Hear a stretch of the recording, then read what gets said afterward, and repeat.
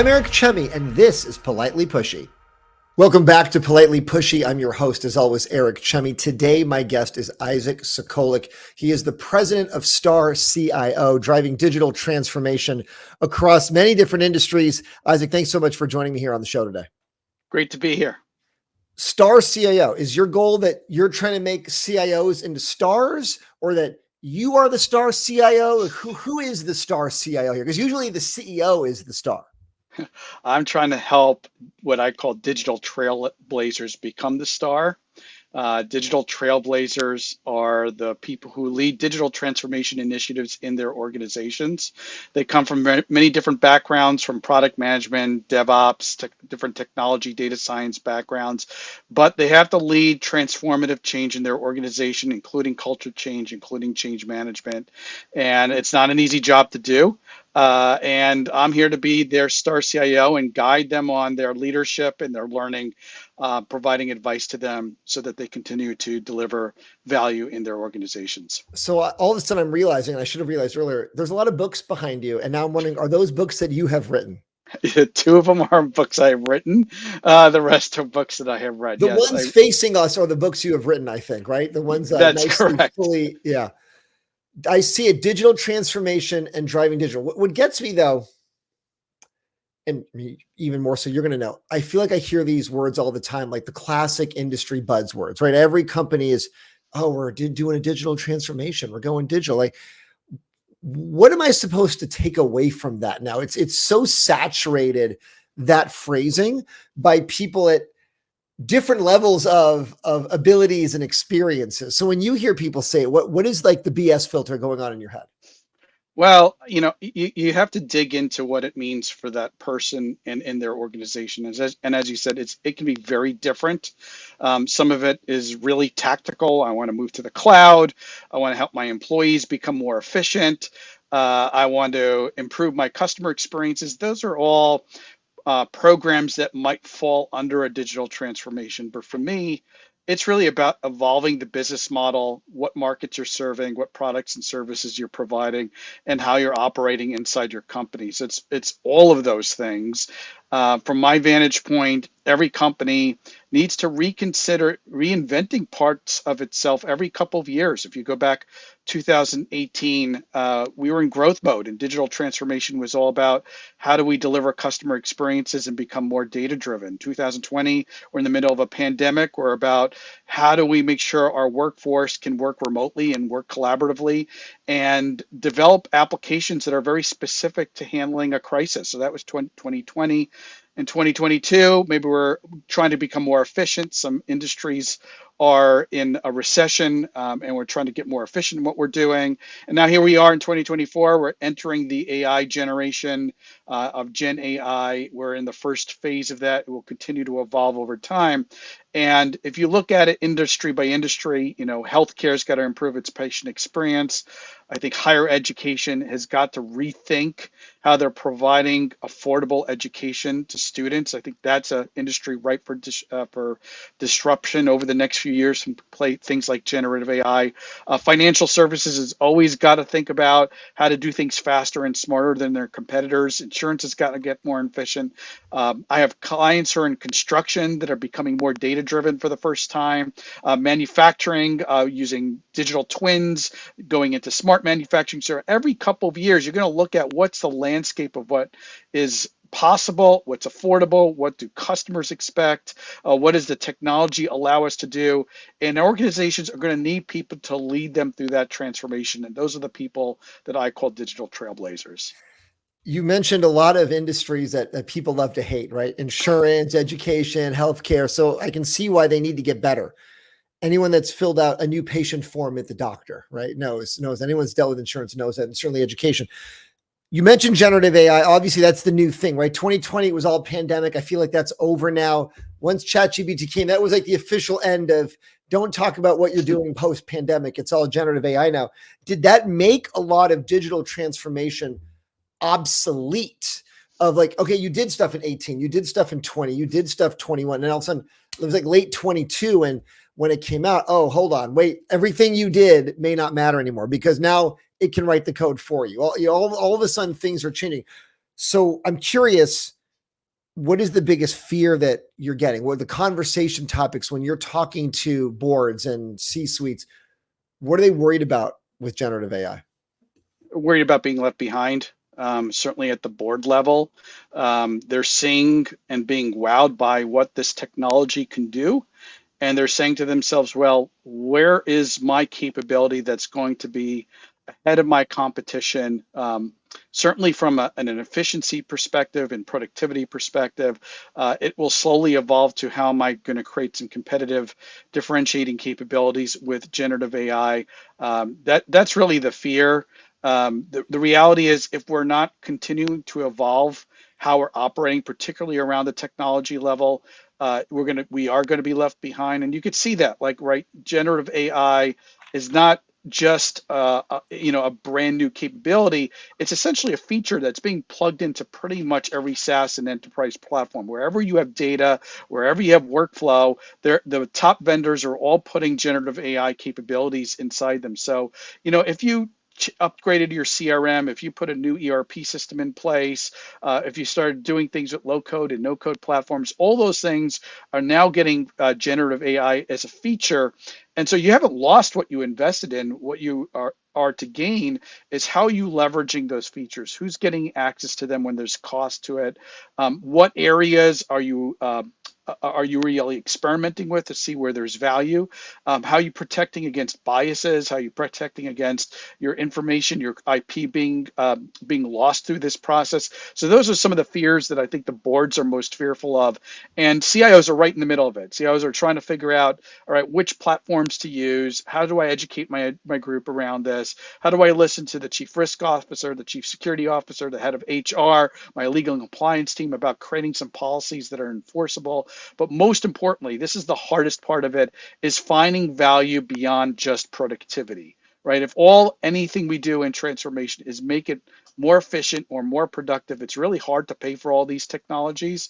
And CIOs need to be thinking about front of the house and saying, where are we going to have value delivered to our customers where we can actually start monetizing and growing from it? So how do you learn yourself, right? Like, I expect, okay, some kid who's 20 years old, they're in college, they're doing AI research, or they're grads, like they're learning, that's their job, is to learn. But once you're out there spending most of your day in the business world, right, working with these guys, how do you personally stay the expert on the cutting edge so that when they come to you, you have something valuable to tell them? Yeah, it's incredibly challenging. I mean, like when you flow back 20, 30 years ago, technology had a few categories. It had a few vendors in every category. You kind of learned the ins and outs of it. Now there's, hundreds of categories with thousands of labels underneath it, and the technology is changing so quickly. I think the state of learning has changed dramatically because of generative AI capabilities. You look at, you know, the evolution of it during the pandemic was we're going to go from books and online courses to video experiences, and that's how we're going to learn. I think today learning is a mixture of different things. It's certainly learning what you can get out of an LLM from the start. So I'm going to ask ChatGPT or another engine some basic information to start with, and then I'm going to use tools like Gemini to go deeper and say, what should I be reading about this? What books? What top articles should I be reading? Who are the influencers in this space that I want to reach out to? And if it's something that I really don't know a whole lot about, I'm going to be reaching out to my network and asking them questions like, how do you do this? My favorite things to do is to prototype. I'm still a little bit hands-on on some technologies.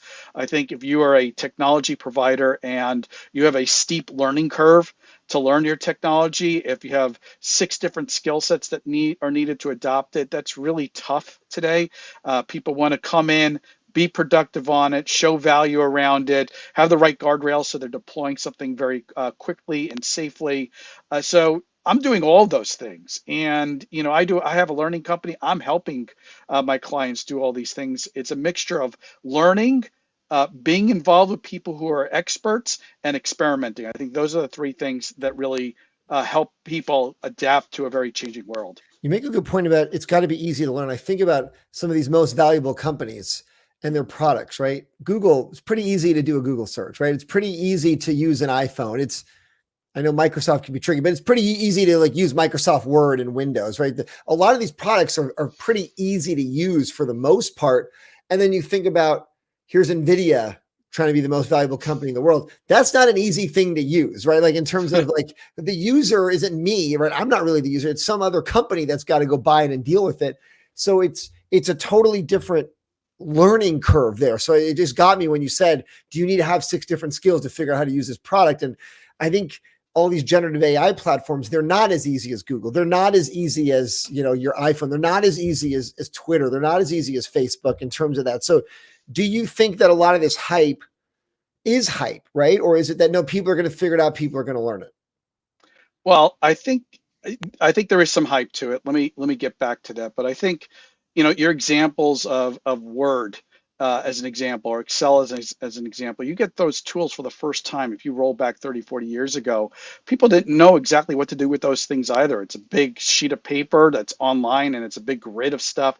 It took a while for us to really get from a point of just putting stuff in cells to a point where organizations are drowning with spreadsheets that are operational, that are error prone, and then constantly trying to bring those spreadsheets back into databases so they can become more data driven and more operational. So when you look at a prompt engine, one of the things organizations have to do is educate their teams about where they're finding success, where is marketing getting value and using any of the tools that they've sanctioned to create content or to tune their campaigns or to understand different segments of customers a little bit better. That there's a lot of learning and trying and experimenting companies have to do to be able to get that.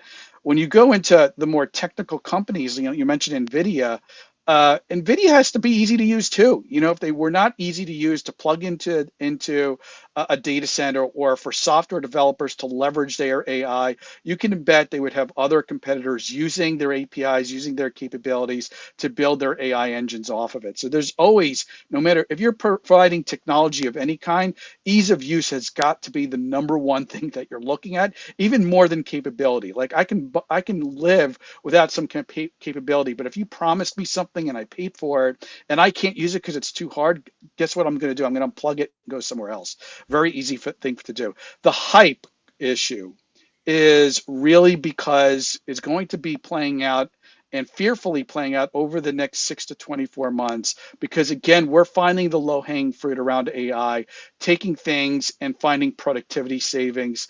Productivity, again, is only going to get us so far in finding the real capabilities that Gen AI offers.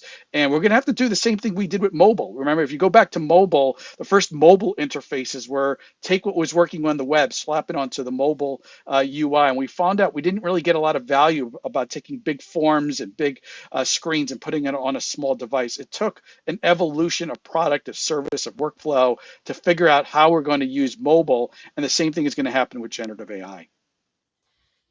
You make a good point about Excel and Word. Like maybe I forget, right? I always liked Excel. I thought Excel was fun. I understood right away, but maybe the rest of the world didn't know exactly what to do with it right away. So maybe it's you can't compare something that's been around for a generation and say, well, we all know how to use it. This is not that easy compared to it as something new. So I think that is a good history lesson. Outside of AI, what are the big issues? Or is it all just AI? Like when you're talking to companies, is it just AI that they care about? Or is there all these other things going on that have nothing to do with AI?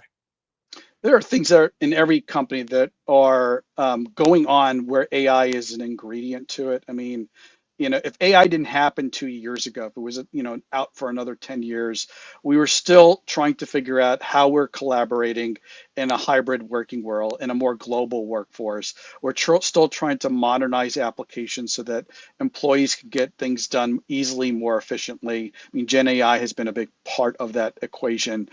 We're still trying to figure out how to educate people. We're still trying to make banking experiences easier to use. A lot of where I think you're seeing incredibly new capabilities is that next gen of IoT, this connection between the physical and digital world, where digital twins is playing a big play. I think in the industries of manufacturing, construction, healthcare, education, that intersection of digital and physical worlds, we're still in early stages of that. We still haven't seen an AR or VR device hit critical mass, but we know we need to have immersive experiences. We know we need to bring data where in the physical world and to become more personalized. We need those to carry over into things that we're doing on screens and on different devices. So there's still a lot of runway, but probably another 5 to 10 years of runway where we're connecting physical and digital worlds, and that's hitting a lot of industries. Is there one industry in particular that you're most excited about that you think, hey, in the next 5 years, it's going to be really, really different and better for the consumer? I'm hoping it's healthcare. I think healthcare tends to be a laggard. I think education is there also, would probably be my number two. These are impacting deep troughs of our economy, many industries, many different companies. But, we've solved some simple problems right now. I go to the doctor, I get notified on my mobile device about when my appointment is. I could schedule appointments. I can now do telemedicine better now than I could 5 years ago because we became open to it during the pandemic. I'm getting my results back from my lab. I'm seeing whether or not any particular value is a green or a red. I can have a dialogue with my doctor about it. So we're starting to get into some more personalized experiences in medicine. I want to see medicine become more personalized. I want to see it become more affordable. There's a lot that can happen there with data and analytics and AI, and just bring good experiences, not circumventing doctors or nurses. It's really about letting them focus on their expertise and what they're doing instead of doing a lot of paperwork and drudgery work, and taking that administrative work from them. So I think there's a lot to happen in healthcare. I think we're going to see some real disruptive factors in higher education. It's too expensive. The experience is very difficult for students who are still taking some classes online and taking some classes in person. So I think that's going to be a big difference. I think the government putting money into infrastructure, we need to be starting to really see the results of smart buildings, smart cities. Other countries are way ahead of the United States in this department. So, I mean, we're talking about the same technologies. We're talking about Gen AI, machine learning in general. We'll talk about IoT sensors, bringing a lot of this data into place and saying, how do we evolve as a community, as a culture, as a company, as a country, and say we're going to change the way we're living and working by continually transforming our technology capabilities. So what exactly what do you do? Like, have you worked with a higher education? Have you worked with a college before or currently? Yeah, I've worked with a few. So what Sometimes it's exactly do you do? Like when they bring you in, what are you doing to fix them and make them better? Because I think about them in particular as ripe for disruption. Yeah, I mean, sometimes it's very tactical. I'll be brought in by an IT group that's trying to do something with DevOps. They've never brought their entire organization together to really talk about what's the business value of using DevOps capabilities. They have a few vendors in mind. They haven't done any of the experimentation that we've talked about. I bring all the parties in. Yes, you have to have somebody from business there. Yes, you have to have somebody from faculty there. You got to have technology there. You have somebody from data there. You got to have somebody from security there.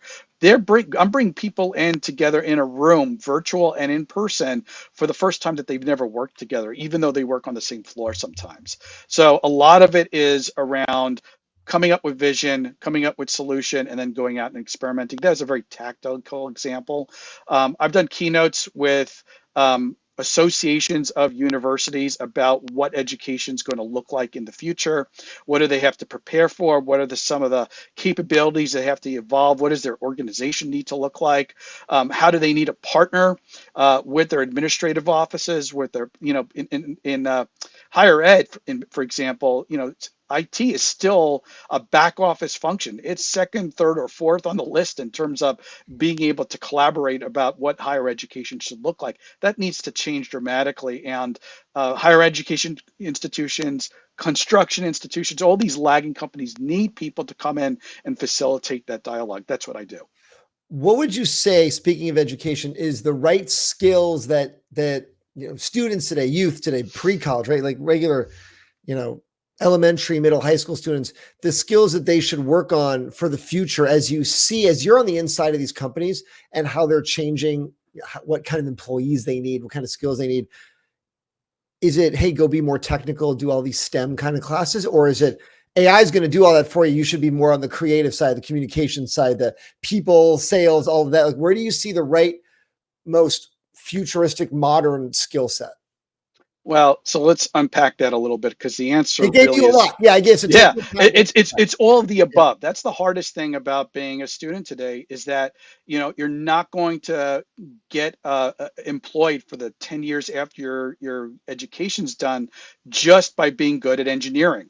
Engineering is about problem solving. Engineering is about looking at a particular challenge from a number of different lenses, understanding what you have to optimize, knowing how to do research around a solution and being able to solve for it. The bigger problem today is not necessarily knowing how to solve for it. It's knowing what questions to ask. It's knowing when you're looking at something and how it's operating today, what are the opportunities to evolve it? Where can technologies provide differentiating capabilities? Where are consumer patterns and behaviors changing? So a lot of design thinking that goes into that, the ability to ask and research questions. So I need a creative skill set. I need a solutions skill set. I need the ability to ask questions. I need the ability to communicate and sell my ideas. And I need to be able to collaborate as a team. And if I don't have one of those four things, I'm really going to be hard to be employed coming out of schools today, because that's what organizations are expecting. They expect people to come in, be a partner as a leader, not necessarily just own the entire castle, but be a leader around a particular area that they're working on, ask questions, challenge status quos, experiment, collaborate with teams, listen to customers, and evolve products and services as they're going. I don't think that's going to change for another decade. Probably. I agree. Yeah, decades go fast, right? All of a sudden, I think I lose track. 10 years ago was 2014, right? 2014, is pretty much the same as 2024 minus the pandemic. But here's the difference. 24. So I was 2014. You were heavily on the solution side because the technologies were still hard to use, right? So you had to hire really good engineers. You had to have depth in your engineering team because of all the technologies that you were using. You're very solutions focused and forward because of that. When you look at where we are today, if I have a team that's underperforming in solutions, I can go get another team. I can go get another platform if it's not making things easier for me. So I can buy my way out of a talent issue. I can buy my way out of a platform issue. But if I'm solving the wrong problems, or I'm not asking enough questions and looking at what competitors are doing and keeping up, or in some cases leapfrogging, figuring out where we're going to have some real value, then it's too easy today for other companies to step into markets and challenge how people are operating. I think that's going to be the biggest thing here. And again, you're seeing the technologies evolve so quickly. You're seeing capabilities so evolve. The ingredient here that really changes organizations is going back to the people and saying, we're going to evolve as a group, holding hands together and how we're applying these technologies, where we're doing that, and where we're seeing value and where we need to change how we're building things to meet the demands and the needs that you have. That's really the skill set that's missing, is this change management skill and the ability to plan with that. I see. I see. And then, I'm thinking about everything you're saying. I'm looking at those books behind you, and on your website, mentions bestseller. How do you get a bestseller? I feel like bestsellers are only for celebrities, or like, doesn't some company buy like a million of them? So there's, they just buy them and stick them in a warehouse somewhere so you get credit for sales. How does one, engineer a bestseller? What do you have to do there? I don't know if I have the best formula for that. I'm a student of being a journalist and a writer. I'm an engineer at first, and my first book, Driving Digital, became a bestseller because I went out and said, look, these are the core practices that organizations need to really run transformation as a core competency. I shared them. I'm not the only person who came out with digital transformation books with best practices, but I was relatively early, and I was probably one of the few people who had sat in the seat of a CTO and a CIO and wrote up their best practices and how they were applied. So, I think it's about being authentic, and Quite frankly, it was a good cover. It was a good title. It was well placed. So I did all the mechanics with the help of a publisher to be able to get that out. My second book, honestly, it's a work in progress. Digital Trailblazer, very different book. It reads as stories. It's a very raw book. I'm cursing in it. You're sitting next to me as I'm living through what it's like to lead a transformation effort with all the darts and tomatoes being thrown at me from executives, from end users, from customers about the different challenges that we were trying to tackle. And I'm sharing what's going on in my head. What am I thinking about when a board member asks me to explain a technical term, or when the CEO doesn't want to invest in a key technology? At the end of every chapter, I leave 5 concrete lessons learned. But it's a very different book. And to answer your question, it's still a work in progress to get to a bestseller status. So maybe we'll have to reconvene on that one in a couple of years when I figure out the right formula. You mentioned CEOs here, like why they you just meant like why they don't want to do certain investments. And we see that, right? Some CEOs are really tech focused, some are not. When you look at the publicly traded companies that are out there and your knowledge of them and the people involved, which ones do you think are good investments? I'm just thinking about somebody who might be watching, say, give me some news I can use here. Like, where would you put your money, knowing that a lot of these stocks have had big run-ups, but who do you have personal faith in? Because a lot of these companies, it's the management that you're really investing in as opposed to the product.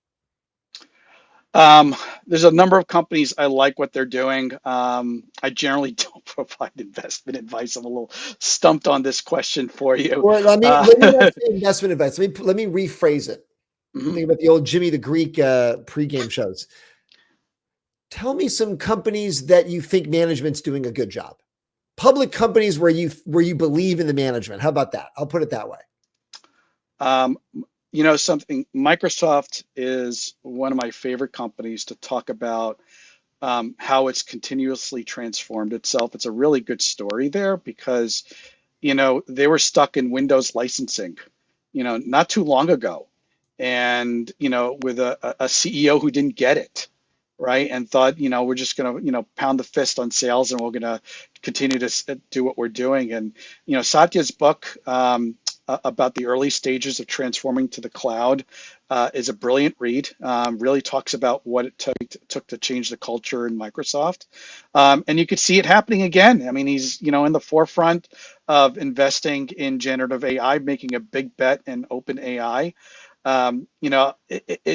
I like companies that make big bets beyond what they're applying to today, what they're doing today.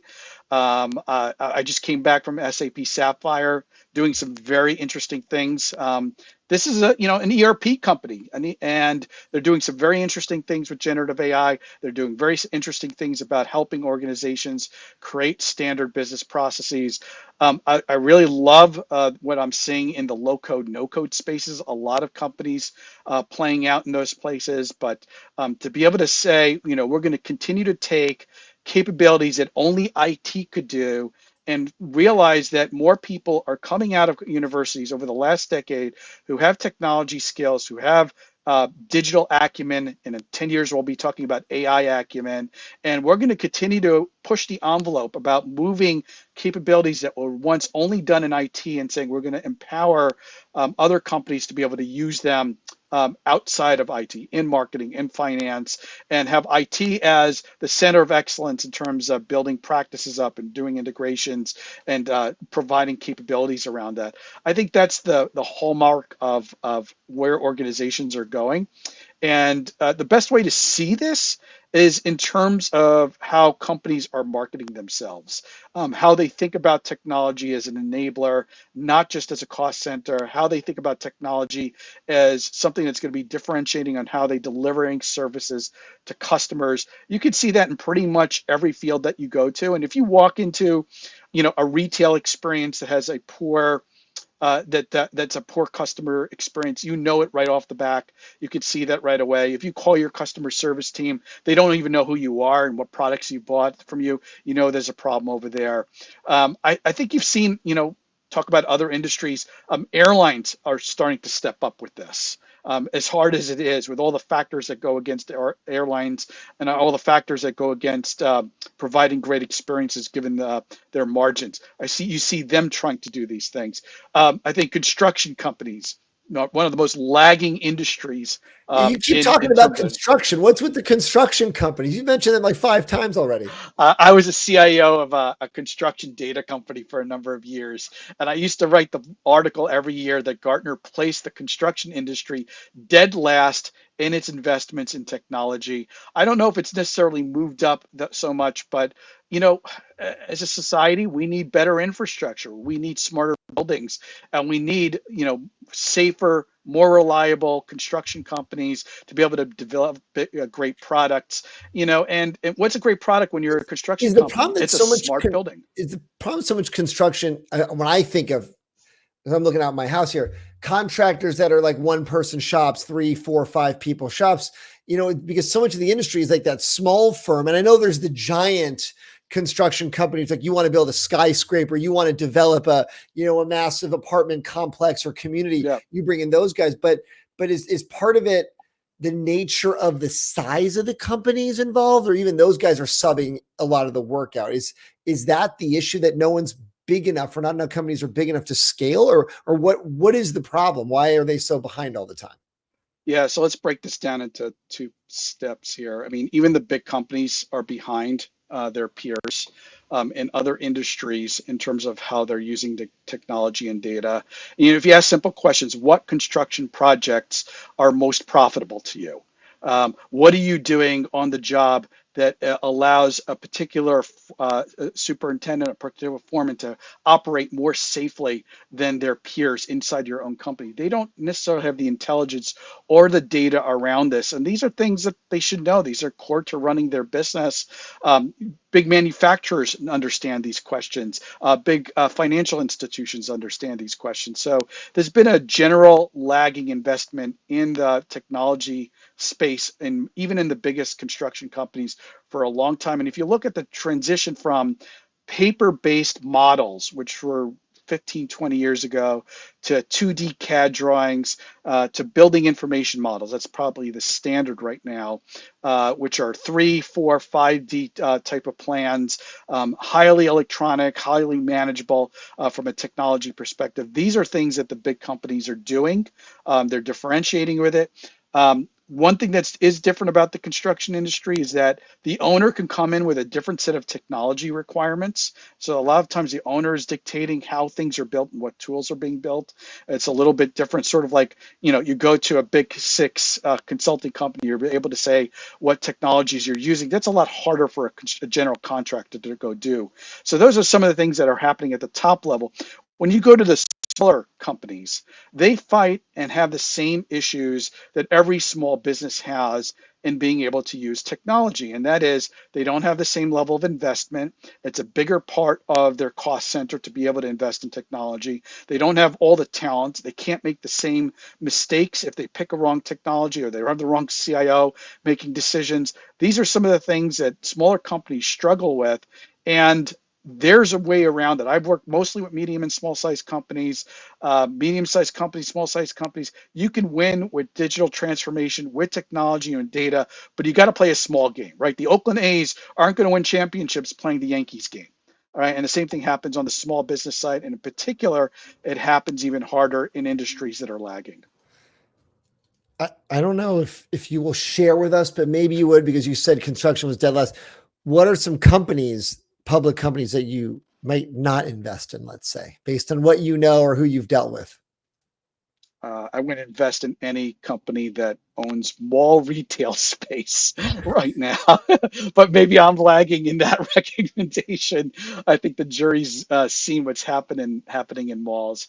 Um, you know, Industries that I do like. I think I like the energy sector right now. I mean, we're creating a lot of things that are consuming a lot of power. You're seeing all the big technology companies come back and say, tell us how you're going to get greener with your power, and tell us how we can get more of it in the right places. So I think energy is a very interesting space that clearly has a lot of demand to it going into the future. I think construction is an interesting space. I mean, the government's got a big bill to fund infrastructure. It's coming out slowly, but I think that's also an interesting space to be looking at. I think technology, you know, I, I think it's inflated right now. I think there's a lot of businesses out there that have been able to raise a lot of money in very popular spaces in very crowded categories, and there's a lot of money being poured into AI, but there's a lot of CIOs who are underinvesting right now in other areas of technology because so much of their spend is going into AI. What's the most necessary place for them to invest that's not AI, right? AI is taking up a lot of that pie. Where should they be increasing their slice? People and security. It's a pretty easy answer. I mean, people, you know, like I said, every 2 years you're going to be transforming. Your objectives will change. What customers want will change. Your technologies that you're using will change. But I need some really strong bench leaders who can come in and say, okay, I worked on a website 10 years ago, a mobile site, a few years later. Now I'm working on generative AI, and now in a few years we're going to figure out how to plug in these AR, VR devices into our experience at scale and come up with something that nobody else is doing. So, we need bench strength in digital leaders.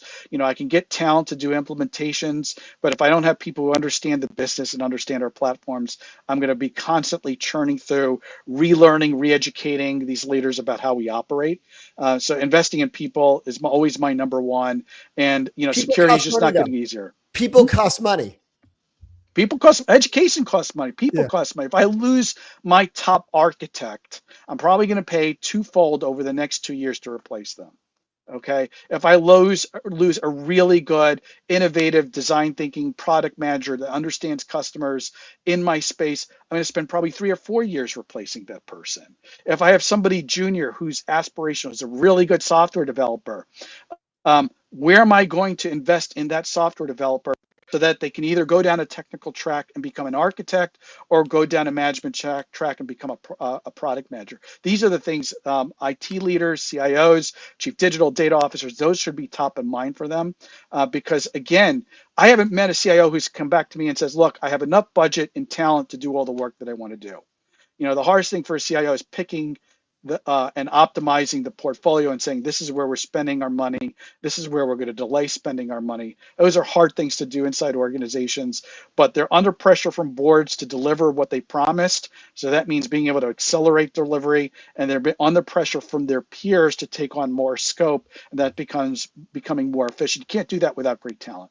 If you are under budget constraints, like we know there's staffing constraint, budget constraints. In an ideal world, the CIO could say, excuse me, I can hire twice as many people, pay them whatever they want, and we can do whatever we want. We know that's not the case. So if they've got to make hard decisions and they have to cut, who should they cut? What should they cut? That's a question CIOs have to wrestle with You're the star internally. CIO. You're helping them be stars, right? Like, what Yeah. would your advice be? Like, it's like, this is the least important thing to do, and you don't need to spend that much of your time and money on it. That's so.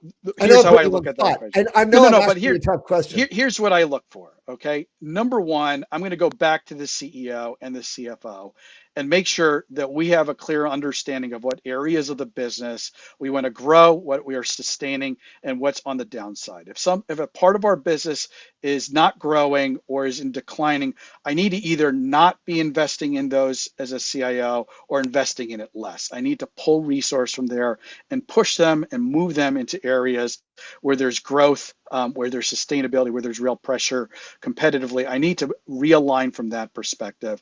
And then what I'm always looking to do is move money out of operations and into innovation. That's not unique. Every CIO has that objective, whether you could call it run, grow, transform, or you call it build versus run, always have that mindset. It's really about how you're doing it. And the tools that we're doing that with that today is a combination of automation. It's a combination of using AI and machine learning to be able to supplement what people are doing. It's educating people about doing things more efficiently.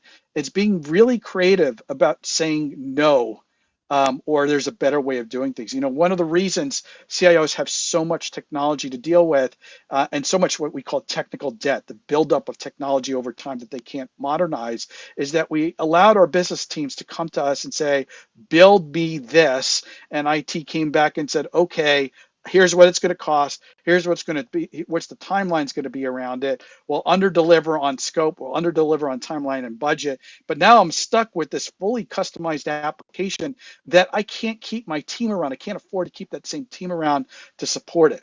So I got to go back all the way to the root cause around it and saying, how are we building the capabilities? Where are we partnering? Where are we using off the shelf? Where are we negotiating on requirements so that we can get something in the hands of end users and customers faster? And then to continue to use agile process to evolve where we're going to improve those experiences and deliver outcomes out of it. It's a tough job. Being a CIO is a tough job. You got people from all sides banging on your door, asking you for stuff, and you can't please them all. There's a slide that I have in my keynotes to CIOs that say, are you ready for the big target on your back? And you look at what the average tenure for CIOs, 2 to 3 years, depending on whose survey you use. Some of those factors are out of CIOs' controls. There's a new CEO, the board changes something. But a lot of the time it's, no matter how well they can deliver, there's always a portion of the organization that didn't see the value, that didn't get a technology investment. And if they have loud voices and the CIO doesn't have a good rapport with the board and the CEO, they're getting the darts thrown at them after 2 or 3 years from the places that they underinvested in. And you have to continue to go back, develop relationships with everyone, and make sure the CEO is saying the same thing you are. Here's why we're investing in these areas and what we need to get out of it. If you don't have that relationship with the CEO, you're really, it's hard. It's a hard job. Yeah, I feel like CIOs and CMOs are easily dumped. It's like a sports coach, right? Like, well, we're not going to get rid of all the players. We're not going to get rid of the GM and the owner. So we'll get rid of the coach, right? I feel like the CIO is in that, like you said, 2 to 3 year bucket. Similar issue with CMOs. I mean, CMOs have to make some big bets. Yeah. Where you're spending dollars, there's no causal relationship in a lot of marketing efforts, although the data is a lot better. But ultimately, did you bring up enough leads in? Did our brand grow? Or, and those are now measurable. And, the tactics are the same. The strategy may change with CMOs and with CIOs. Isaac, I really appreciate the time. Super interesting to hear your take on all this stuff. So just before we go, tell the audience where they can find all your work. All my work's at StarCIO.com. That's STARCIO.com. I have over 1,000 articles that you can link to off of that. Wow. Yeah, they're on my blog. I write for CIO.com. I write for InfoWorld as part of that. I'm probably putting out 10 articles every single month. If you go to starcio.com/driving-digital, that's my newsletter. All my content is up there that I put out every single month. Every week on LinkedIn, I have a coffee hour. It's an open discussion around issues, opportunities for digital trailblazers. That's at starcio.com/coffee/next-event. And I'm launching a whole new community for digital trailblazers. Look for that coming up over the next few months. Awesome. Thank you again to my guest, Isaac Sacolick of StarCIO. Thanks for joining us, and we'll see you later.